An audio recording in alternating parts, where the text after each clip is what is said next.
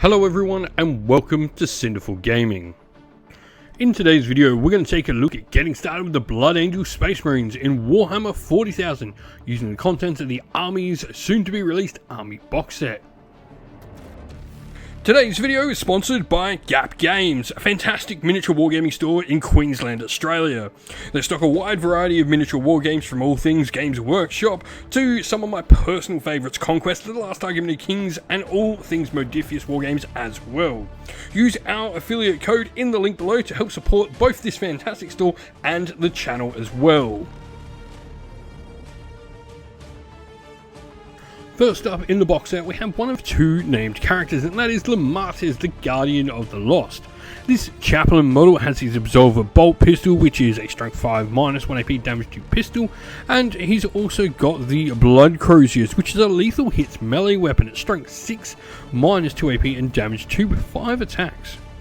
Special rule-wise core abilities, he's got Deep Strike, Feel No Pain of 6+, and of course Leader as well. And speaking of that leader, he can lead units of Death Company Marines with jump packs, which is pretty nice. We're going to get some of those in this box set. His Guardian of the Lost ability, while this model is leading a unit, each time an attack is allocated to a model in that unit, you can subtract one from the damage from that unit.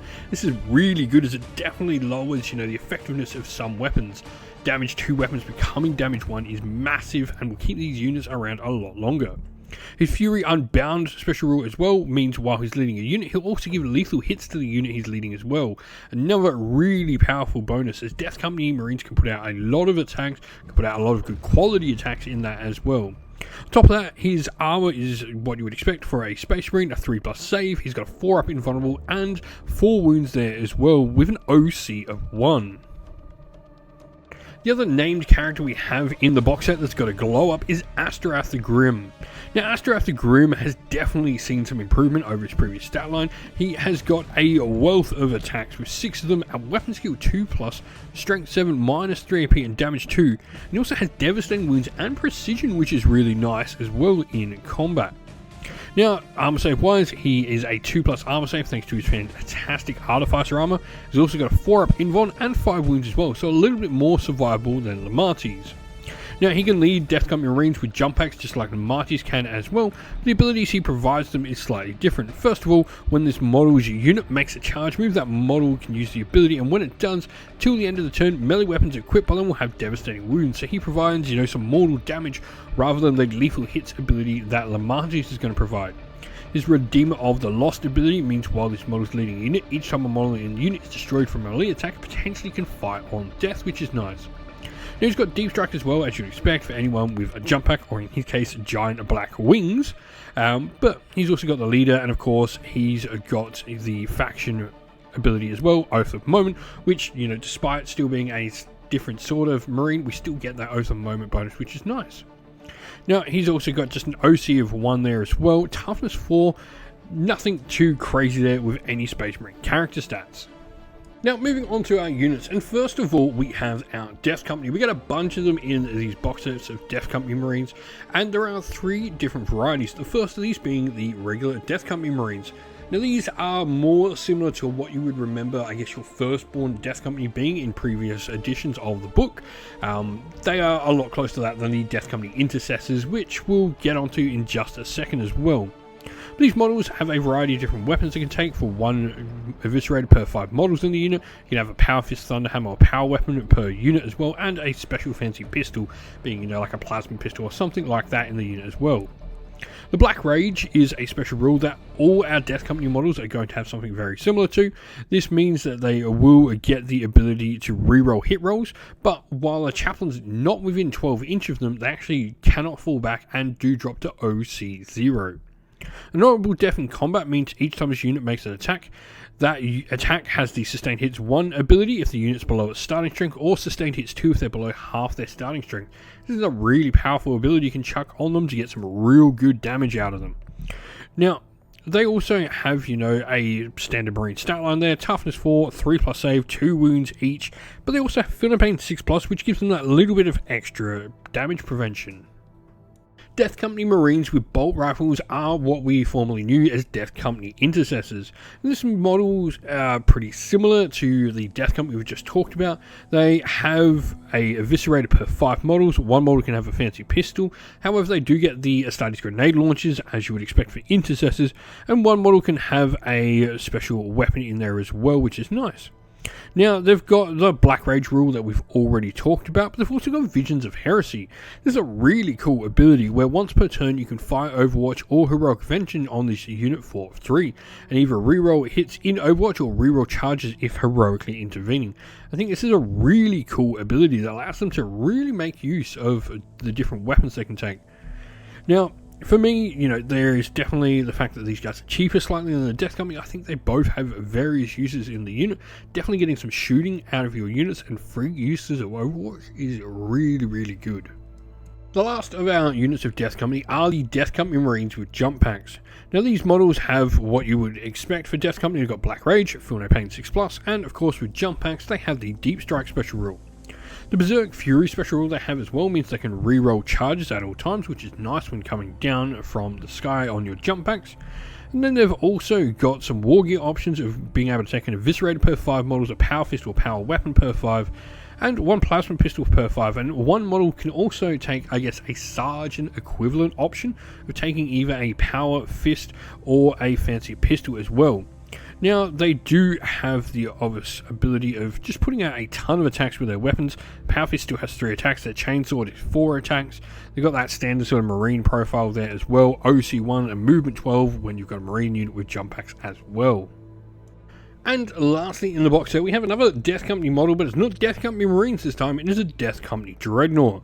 This model is using pretty much the Brutalis Dreadnought stat line. You've got 12 wounds, 2+ save, movement 8, toughness 10, OC 4. You also have Feel No Pain 6+, which is really cool. It's a Death Company model after all, and it's got Black Rage as well in there, same as all the rest of your Death Company. It's driven by a Fury special rule, means in the enemy shooting phase, if this unit is hit by a shooting attack once per phase, it can move d6 plus 2 inches as close as possible to the nearest enemy model unless battle shocked or in melee. So some extra movement if your opponent shoots it is always nice. Now you've got the options as you would expect for your standard sort of Brutalis Dreadnought. You've got Brutalis Talons and Brutalis Fist, which give you the options of having some underslung weaponry. You've got the options of your Twin Heavy Bolters, the Twin Multi-Melters as the chest mounted weapons, and that Twin Icarus Iron Hail Heavy Stubber for some anti-flyer weaponry as well. It's a pretty solid model all round. Dreadnoughts are just really solid for your Space Marines, and of course, what's better than a super choppy one?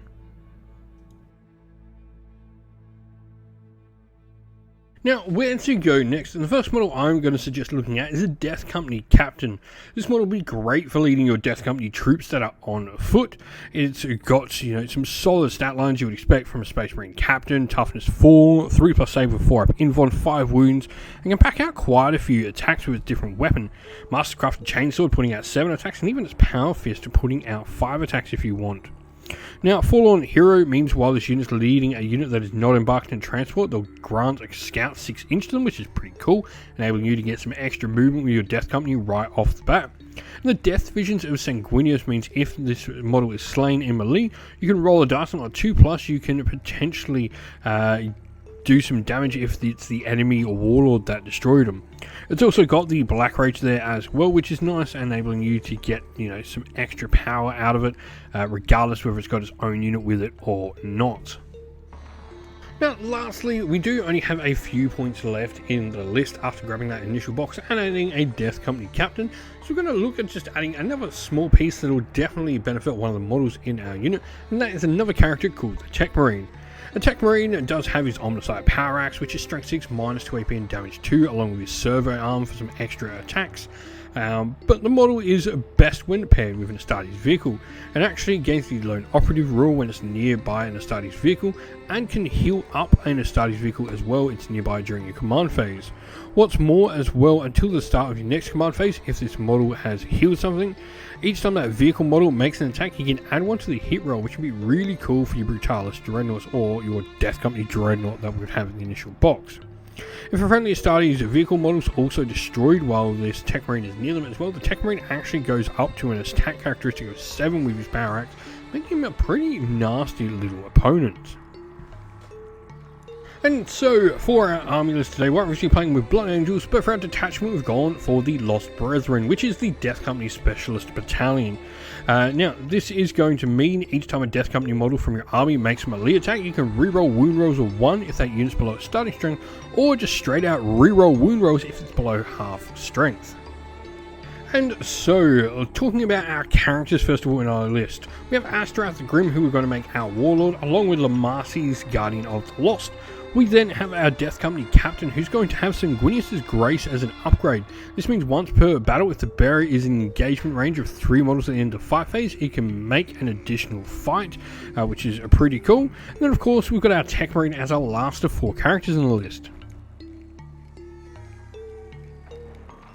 Now, in this particular detachment that we're playing, battle line units are our Death Company units, and we're going to have a unit of Death Company with bolt rifles, 10 models in the unit, a plasma pistol, 2 eviscerators, 2 Astartes grenade launchers, a power fist in the unit as well. Meanwhile, we're going to have 2 Death Company with jump pack units. This is to enable us to have Astrath and Lamarcy's in a unit each. Both are going to have 5 models with an eviscerator, power fist, plasma pistol, and a power fist inferno pistol on another model as well. Lastly, for vehicles, we have our Death Company Dreadnought that's going to have Brutalis Talons and the twin multi-melters there as well. We hope that you found this video helpful in getting started with Warhammer 40,000, and that it was able to give you some ideas and inspiration to start your own force in the game.